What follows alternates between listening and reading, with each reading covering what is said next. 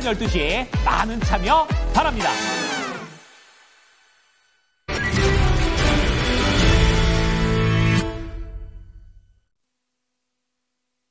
쓰리포인트입니다. 함께해 주실 분 미르경제연구소의 정태근 이사 모셨습니다. 안녕하세요. 네, 반갑습니다. 예, 오늘의 첫 번째 포인트 알아보죠. 삼성전자 이자 5만 원대 탈출하는가. 장 초반의 기세라면은 오늘 앞자가 바뀌지 않을까 싶었는데 5만 9천 원까지 갔다가 지금은 음봉이 좀 만들어지고 있습니다. 네. 삼성전자 어제 대단했고요. 오늘 연속성은 약간은 아쉬운데 이사님 보시기엔 어떠세요? 이렇게 말씀드리면은 좀 얄미울 수 있는데 오늘 안 될 줄 알았어요. 얄밉네요. 왜요? 그죠? 왜 안 될 줄 아셨어요? 일단은 삼성전자가 네. 바닥을 잡았을 가능성이 높다라는 부분들에 대해서는 동의를 해요. 그런데 맞다. 중요한 건 이제 추세적인 상승 이런 부분이 나와줘야 되잖아요. 근데 그건 아직까지 좀 힘들다라고 생각을 하고 있어요. 왜가 중요하겠죠? 이전에도 한번 말씀드렸지만은 지금은 누가 보더라도 중소형주 장세라는 거 인정을 해야 되지 않을까라는 생각이 들거든요. 중소형주 장세다. 그러니까 시장의 성격이 대형주 장세가 아니라는 거죠. 그렇기 때문에 지금은 아무래도 삼성전자 분위기가 달라진 것은 사실이지만 그럼에도 불구하고 추세적으로 가기 위해서는 많은 이유들이 있지만 그중에서 대표적으로 제가 생각하는 이유는 대형주 장세가 아니라는 거. 이 시장 성격 때문에 그렇다 보시면 될 것 같아요. 그렇게 말씀드릴 수 있는 근거가 만약에 있잖아요. 최근에 아시겠지만은 미국 증시가 좋지 않습니다. 좋지가 않아요. 공교롭게도 우리나라도 미국 증시와 동반해서 2월 20일부터 2700포인트 돌파를 하지 못하고 다시 내려왔어요. 그런데 중요한 건 2월 28일 이후부터 흐름을 보게 되면은 미국 증시는 계속 하락을 하고 있지만은 우리나라 증시는 안 그래요. 잘 버티고 있잖아요. 이게 이유가 간단합니다. 지수 대형주 장세가 아니고 종목 장세이기 때문에 이 종목 순환매가 발생이 되게 되면서 지수 하락을 방어를 하고 있다. 이렇게 해석을 해야 미국 증시 빠지는데 우리나라 증시 안 빠지네? 라는 물음에 대한 어떤 대답이 될 수가 있겠죠. 그래서 즉 설명이 될 수가 있다는 거죠. 그렇기 때문에 시장의 성격이 바뀌지 않는 이상 아직까지는 좀 힘들다라고 봐요. 그러나 이전 시간에도 말씀드렸지만 작년에는 아시다시피 하이스를 봤어야 된다라면은 올해는 삼성전자를 보는 게 일단 맞다라고 생각을 하고 있습니다. 왜가 중요하겠죠? 일단은 삼성전자는 숙제가 좀 많다라고 말씀을 드렸어요. 그게 대표적으로 HBM이고 그리고 범용 디램이고 파운드리인데 일단은 오늘은 이제 범용적으로 좀 말씀을 드릴게요. 지금 어쨌든 어떤 이유이든지 간에 1월 달부터 낸드 가격 그리고 2월 달부터는 잘 아시겠지만 디램까지도 그러니까 소위 말하는 DDR5 요거까지도 가격이 돌아서졌어요. 자, 그러면 이 범용 메모리였던 가격 하락이 제한이 되게 되고 그러면서 반등이 나오게 되면서 가격이 올라가게 되면 매출 그리고 실적에 긍정적인 영향을 줄 겁니다. 그러면 이 부분에서 영향을 받았을 때 소위 말하는 좋아진 폭 있잖아요. 우리가 소위 말하는 QOQ, 전분기 대비, YOY, 전년동기 대비 얼마나 좋아졌느냐라고 얘기를 하고 있는 좋아지는 폭. 요게 물론 하이스도 좋아지겠지만은 이 좋아지는 폭이 삼성전자가 더 좋아질까요? 더 클까요? 아니면 하이스가 더 클까요? 보면은 삼성전자의 가능성이 상당히 높다라는 거죠. 왜?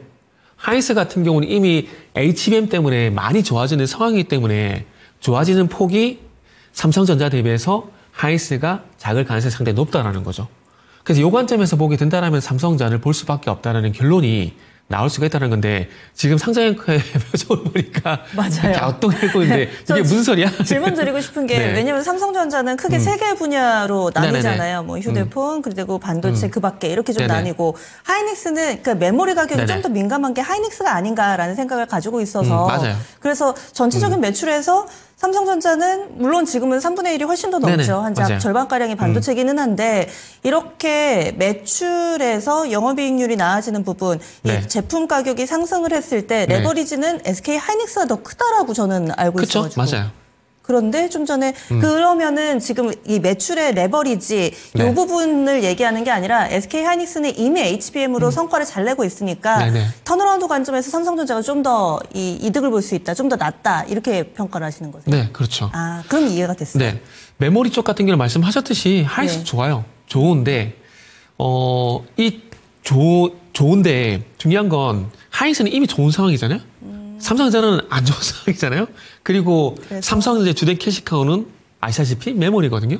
그러면은 삼성전자의 실적이 좋아지려면 어디에서 돈을 많이 벌어야 되냐? 결국 메모리, 반도체에서 나와야 되거든요.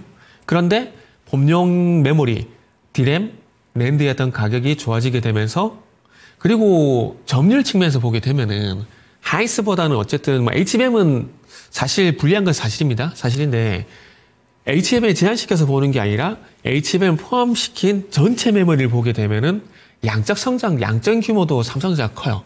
그렇게 본다라면은 가격 상승으로 인한 레버리지 효과 같은 경우에 소위 더블 효과 같은 경우는 하이스보다는 삼성전자 쪽이 좀 더 나올 가능성이 높기 때문에 그런 측면에서 보게 된다라면은 좋아지는 폭을 그러니까 숫자 같은 경우는 하이스가 좀 더 우위에 있을 수 있지만 소위 말하는 좋아지는 폭, 요 폭을 보게 되면은 삼성전자 쪽으로 기대를 갈 수밖에 없는 것들이죠.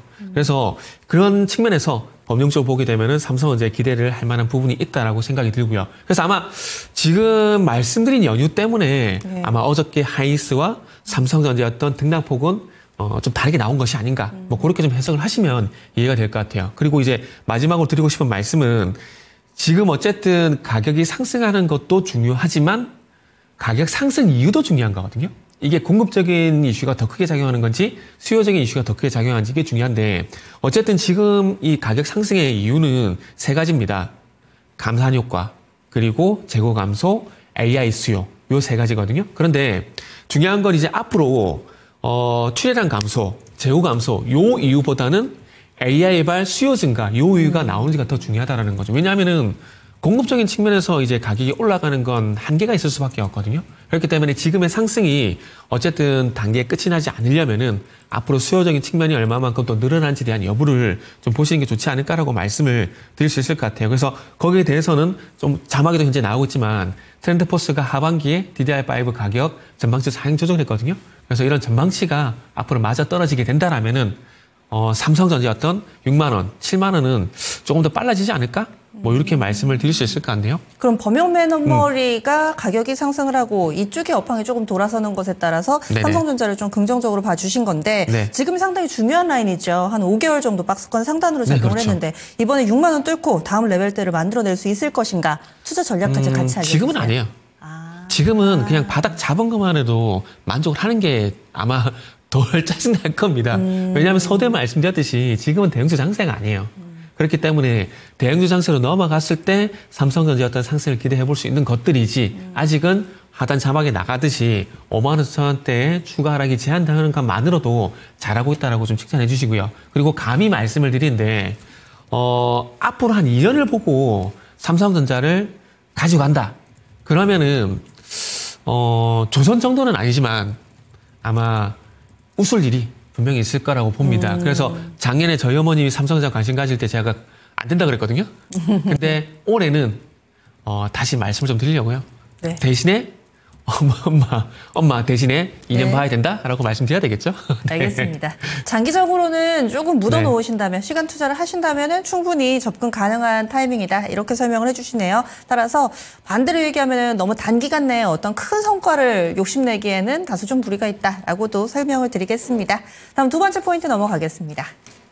두 번째로 볼 부분은 방산입니다. 유럽 재무장 추진으로 인해서 상승이 지속되다가 오늘은 주춤되고 있습니다. 사실 유럽 재무장 얘기가 어제 좀 강하게 부각이 되면서 네. 신고가 많았고요. 지금 한국항공우주가 어제의 상승분을 고스란히 반납하는 어제 한국항공우주 10% 올랐거든요. 네네. 오늘 10% 하락입니다. 그래서 음봉으로 어제의 양봉을 덮는 음봉이 만들어지고 있는 상황. 게다가 방산주들이 대체로 신고가잖아요. 근데 오늘의 이런 흐름을 어떻게 봐야 될지도 좀 궁금하고 방산 섹터 어떻게 판단하세요?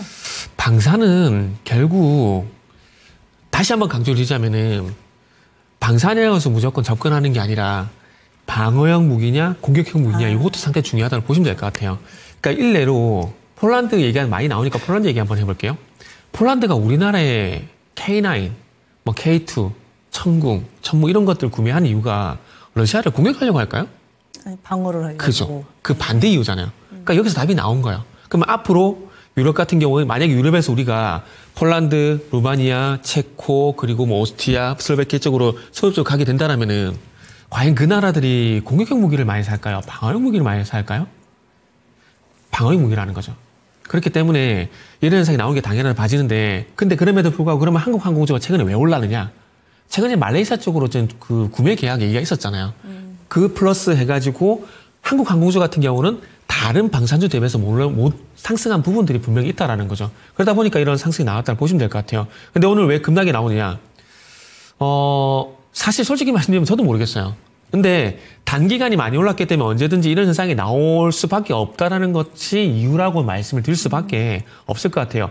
한국항공주뿐만 아니라 하늘스페이스 같은 경우도, 그리고 현대로템 같은 경우도, 이거는 우리가 냉정하게 지금은 뭐 많은 좋은 이유가 나오지만은, 그리고 뉴스들이 나오지만 상승 탄력이어서 계속 가고 있다라고 보는 게 맞지 않을까요? 네. 저는 그렇게 생각을 하고 있거든요. 그래서 언제든지 하늘스페이스 같은 경우에도 그렇고 현대로템도 그렇고 언제든지 한국항공우주 같은 그런 두려움을 대비를 하면서 가져가야 된다고 생각합니다. 근데 그런 두려움이 있음에도 불구하고 가는 건 어떻게 하겠습니까? 새로운 뉴스가 계속 나오잖아요. 일례로 이제 뭐 극방비 증액 촉구라든지, 그러니까 폰데 라이언. 폰데 라이언. EU 폰데 집행위원장. 네네. 네. 폰데 라이언. 이거 방송 들어오기 전에 제가 계속 연습하고 들어왔는데 네. 참 이게 쉽지가 않네요. 폰데 라이언. 요 분이 EU 집행위원장인데 지금 화면에 나오고 이 여성분이라고 보시면 될 것 같아요. 이게 극방비 증액을 계속 촉구를 하고 있는 상황들이거든요. 거기다가 이제 유럽 재무장에 대한 얘기도 계속 나오고 있는 상황들이고요. 그런 상황에서 무기를 이제 구매를 해야 되는 상황인데, 우크라이나 전쟁이 끝이 난다고 하더라도 이 향후 10년 내에 러시아의 어떤 침범 가능성 또 고조가 되고 있는 상황들이거든요. 그러면은 이런 전쟁 리스크를 어쨌든 조금 해소를 하고 대비를 하기 위해서는 무기 구매를 늘 수밖에 없습니다. 근데 유럽 자체적으로 하자라는 얘기가 나오지만, 그러니까 바이 유로피안 얘기가 나오고 있지만, 제가 봤을 때는 이게 가능할까? 라는 생각이 들거든요. 일례로 그 체코가 프랑스 넥스터사의 세자르 자주포를 52문 구매 계약을 2021년도 9월 달에 했어요. 근데 아직 한 번도 인도를 못 받았어요. 아직까지. 지금 거의 4년째잖아요? 아직까지 못해서. 근데 그 뒤에 폴란드가 2022년도에 아시겠지만 우리나라랑 K9, K2 계약을 했잖아요. 근데 이미 폴란드 같은 경우는 K9 100문을 실전 배치를 했습니다. 이거를 유럽 국가들이 안 볼까요? 저는 볼 거라고 보거든요. 특히나 체코 같은 경우는 이런 상황이 너무 짜증이 나지 않을까요? 그러다 보니까 체코도 아마 52문 구매 계약을 다 취소는 못하겠지만 일부 물량을 한국 쪽 시선을 돌릴 가능성이 상당히 높다고 봐집니다. 그리고 또 하나 제가 예를 들어드릴게요. 2025년, 그러니까 올해 1월 달입니다. 올해 1월 달에 스웨덴이 독일 쪽에 레오파르드 전차 44대 주문을 했거든요. 이게 최종 납품을 받으려면 언제가 되냐면은 2031년이에요. 아직 멀었네요. 네. 이거 한국 사람이면 답답해서 못 견딥니다. 못 견뎌요. 보세요. 체코 사례 제가 들어드렸죠. 2021년도 9월 달에 그 자주포 주문을 했는데 아직까지 한 번도 인도를 못 받고 있는 상황이고, 스웨덴 같은 경우는 이 나토 견제 때문에 어쩔 수 없이 독일제를 구매를 했는데 2031년이 돼야 6년이 지금부터 6년이 지나야 인도를 받을 수 있다고 해요. 이런 상황에서 러시아에 대한 위협에 대한 대비가 제대로 될 수 있을까요? 우리는 주문하면 금방 보내잖아요. 그러니까요. 가성비에다가 네. 로켓 배송에다가 이렇게 가기 때문에 당연히 유럽 국가들은 한국 얘기를 할 수밖에 없다 봐요. 그러면은 지금 가장 최근에 나온 걸로는 마크롱 프랑스 대통령이 이 유럽산 무기를 사는 게 어떠냐, 네네. 이런 얘기를 좀 하면서 일단 방위산업 관련된 종목군들 센티에 영향을 다소 좀 미친 바도 없잖아 있고, 네, 그렇죠. 두 번째로 궁금한 것은 그래서 지금 비싸냐, 너무 많이 올랐다라는 네네. 시각도 있으니까 이 각각의 이 의문에 대해서 의견을 주신다면요. 맞아요. 마크롱이 계속해서 견제를 하고 있어요. 그것 때문에 지금 유럽의 영역을 서쪽으로 넓힐 수 있는 그게 조금 제한이 걸리고 있는 상황들이거든요. 근데 이건 마크롱뿐만 아니라 나토라는 이 끈끈한 뭐라 해야 될까요? 갑자기 단어 또 생각이 안 나네. 하여튼 그런 부분들이 있기 때문에 쉽지가 않아요. 그런데 중요한 건 지금 자막에도 나오고 있지만은 10년의 무력 축달 가능성이 있는데 그게 지켜질까요? 저는 아니라고 봅니다. 맞아요. 그렇기 때문에 폴란드가 먼저 스타트를 끊었다고 봐요. 그러면서 그 아래쪽으로 루마니아, 체코 이런 쪽으로 이렇게 계속 확장이 되고 있거든요. 예를 들게 되면은 그 폴란드하고 슬로바키아가 K2P에 그러니까 K2의 폴란드형이라고 보시면 될 것 같아요. 요거에 대해서 공동 생산 합의를 최근에 했어요. 왜 했을까요? 유럽에서는 이게 조달이 다 안 된다라는 겁니다. 쉽지가 않다라는 겁니다. 그걸 알고 있어요. 근데 나토라는 이 동맹 때문에 어쩔 수 없는 부분이 있거든요. 그래서 지금은 어쩔 수 없이 이제 나토 견제 때문에 하겠다라고는 하겠지만 이게 시간이 길어지게 되면은 저는 할 수밖에 없다고 봅니다. 그럼 그런 분위기 같은 경우는 우리가 충분히 이겨낼 수 네네. 있고 두 번째 가격 레벨에 대해서는요? 비싼 건 사실이에요. 비싼 건 사실인데 그러나 그럼에도 불구하고 가는 건 이건 어쩔 수가 없습니다. 이건 가는 건 어쩔 수가 없어요. 수급의 힘에 의해서 가는 거거든요. 이게 소위 말하는 정률적 분석 있잖아요. 이런 걸로 하게 되면은 지금의 상승이 도저히 이해가 안 되는 게 사실입니다. 그러나 그럼에도 불구하고 주시한 것은 항상 정글적으로 움직이는 것은 절대 아니거든요. 항상 비이성적인 것도 동반해서 갑니다. 그렇기 때문에 지금은 상승 탄력에 의해서 계속 가고 있는 부분들이고 그리고 저도 개인적으로 하늘스페이스 같은 경우는 타 방송에서 목표가를 100만 원으로 설정해가지고 저도 실제 추천했어요. 네. 근데 그리고 가장 중요한 이유 지금은 제어할 만한 장치가 없어요. 그러니까 지금의 상승을 제어할 만한 장치가 없다라는 게 어찌 보면은 방산적으로 계속 갈 수밖에 없는 수급적으로 계속해서 밀고 올릴 수밖에 없는 그런 연연을 봐지는 거죠. 만약에 네. 공매도가 있었다라면은 저도 딱 그 얘기 드리려고 했어요. 그죠? 공매도가 있었다라면 갔을까? 근데 사실 그것도 몰라요. 왜냐하면 과거에 이제 뭐가 있을까요? 정말 말도 안 되게 주가 갔던 것들이 아시겠지만 바이오 쪽에서 그런 게 되게 많이 나왔었잖아요. 과거에 가보게 되면 HLB도 그랬었고 코롬도 그랬었고 신뢰산도 그랬었고 그리고 과거에 시즌이라는 종목도 그랬었고요. 맞잖아요. 그리고 흠슬라 해가지고 HLB도 되게 많이 갔었잖아요. 네. 공매도가 있어서 갔었거든요. 그러니까 그건 결국 수급의 힘이라는 거죠. 네. 그래서 지금은 수급에 의해서 유입이 되고 있기 때문에 수급을 믿을 수밖에 없는 상황이라고 말씀을 드려야 될 것 같아요. 네, 알겠습니다. 방산 얘기 여기서 마무리 짓고요. 마지막 넘어가겠습니다. 마지막 포인트로는 바이오를 가져오셨어요. 어제는 알테오젠이 또 오늘은 온코닉 테라퓨틱스. 네. 이 보니까 관련된 종목이 많더라고요. 젤약품이랑 온코크로스도 다 패밀리여가지고 뭐 급등세를 보여주고 있고 그 밖에도 지금 제약바이오 개별 뉴스가 상당히 많습니다. 간략하게만 이쪽 어떤 전략 필요할지 알려주세요. 일단은 이 이슈에 의해서 지금 자막에도 나오고 있듯이 품목화라든지 임상 결과가 이제 차례도 나올 거거든요. 20일 날 다 집중이 돼 있더라고요. 그래서 이슈에 의한 어떤 대응을 좀 했으면 좋겠다라고 말씀을 좀 드리고 싶어요.